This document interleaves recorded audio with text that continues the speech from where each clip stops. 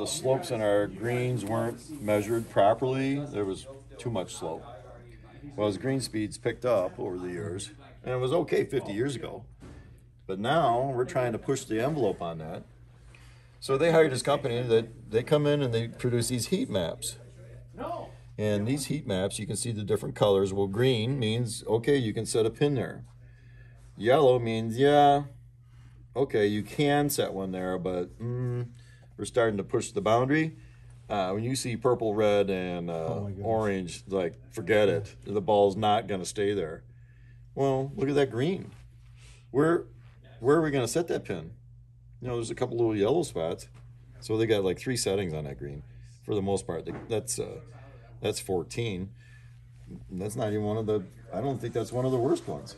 Some of the worst ones are number 4. That one was horrible. 10. Well, 1's not a, piece of cake either. So when they produce that, they're trying to give us a final product when it's done that, they're going to look more like that, And this one was a rebuild that we did 20 years ago. That's the only reason why there's green and yellow on there.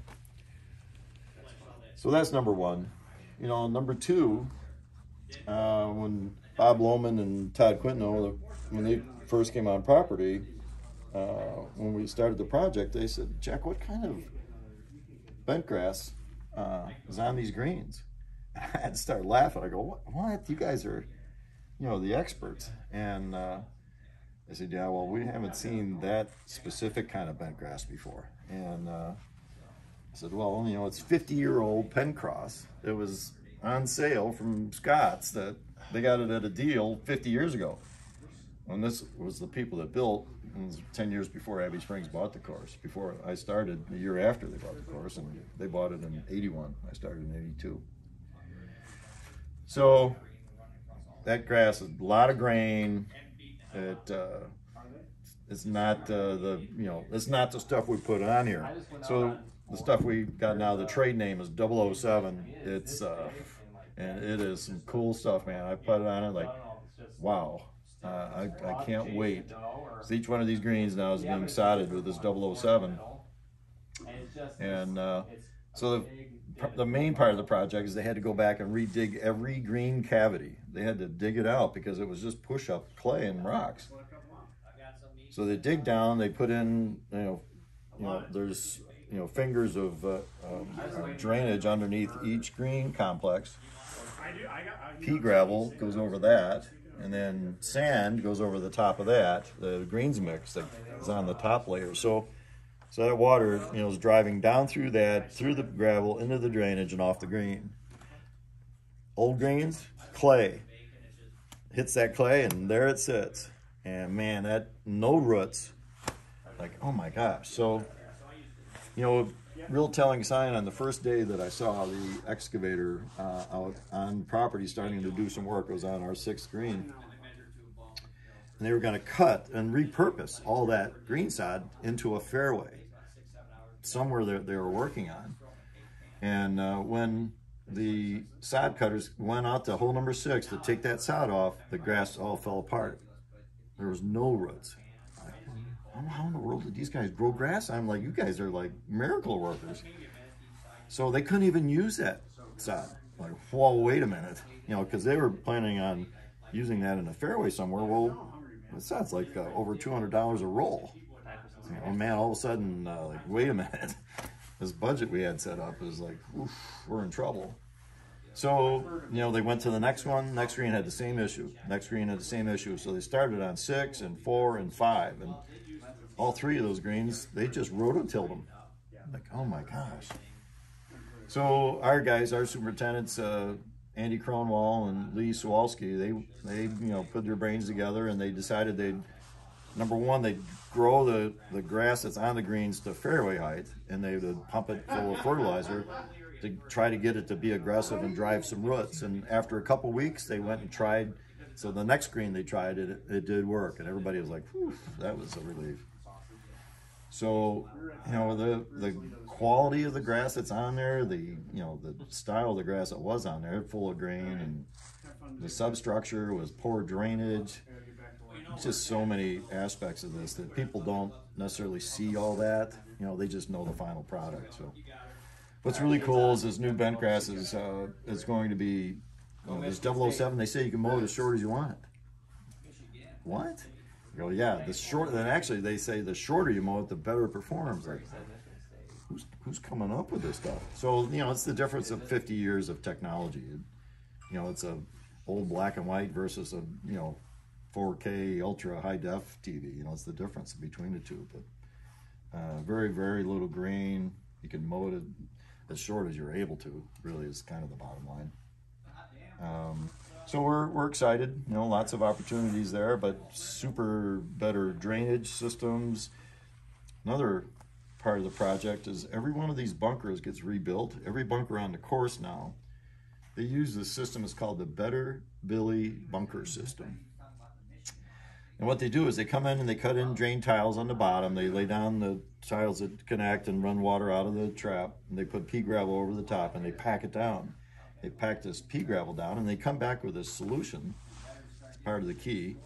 And they spray that solution onto this pea gravel. Well, after a day or two, it hardens and it's like concrete. The pea gravel is not moving, but it lets water go through it. It's like, how does that happen? Anyway, you would think that as hard as concrete, that it's not going to let water go through, but it's made to let water go through. So they rebuilt every one of our bunkers. We got some of our sand from, our sand came from Fredonia, up by, not far from Kohler.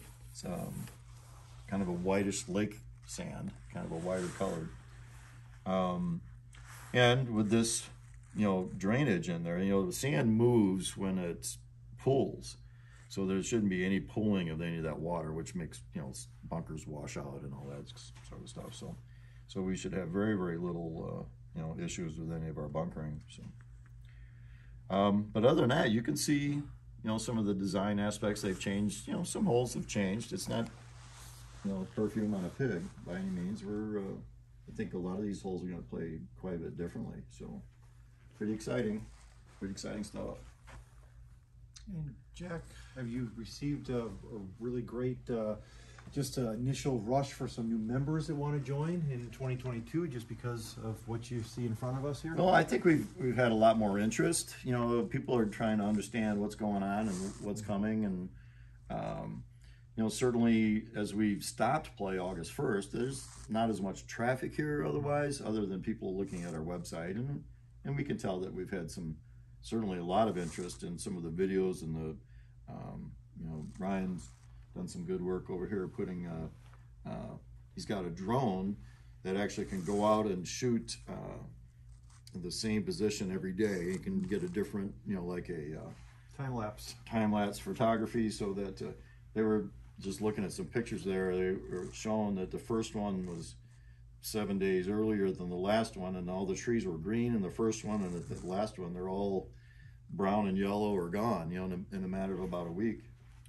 But then you can see the whole construction process, and digging out the green cavity to bringing in the drainage, and then the pea gravel and the sand and the sod, and all of a sudden you got a new hole.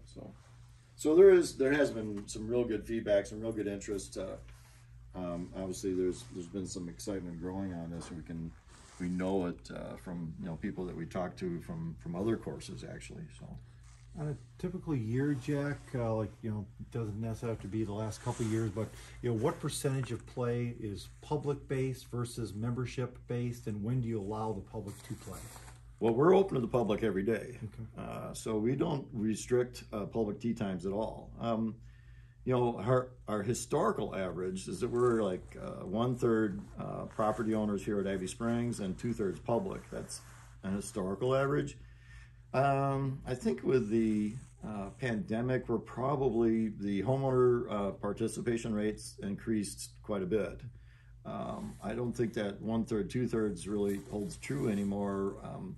There's a lot of people here in Abbey Springs that are calling this home now, and they're here for a more extended period of time, and So I could use 1/3 homeowners, 2/3 public. That's an old historical number. It's definitely changed that there's more owner play, but we've been a lot busier the last couple of years, like everybody in the golf business has. So I guess just final question, just from you personally being here 40 years, it's incredible. It's a very rare feat, but to see this in front of you and to be so excited for May of 2022, just put that into words from your personal perspective. You know, I kind of have to pinch myself. I think about all the times that in all the years we thought, yeah, I wish we could have done this, or wish we could have done that. And you know, in the past 20 years, we really haven't had the resources to do much at all. The first 20, yeah, there was something every year that we were able to do.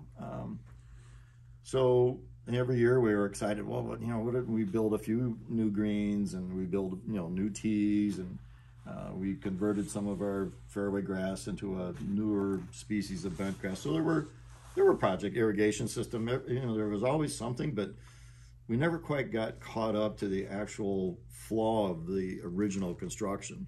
When these guys built these greens with push up, like, oh my gosh. And you know, I met the guy that operated the Cat back in that day. He kind of like, yeah, it looks good.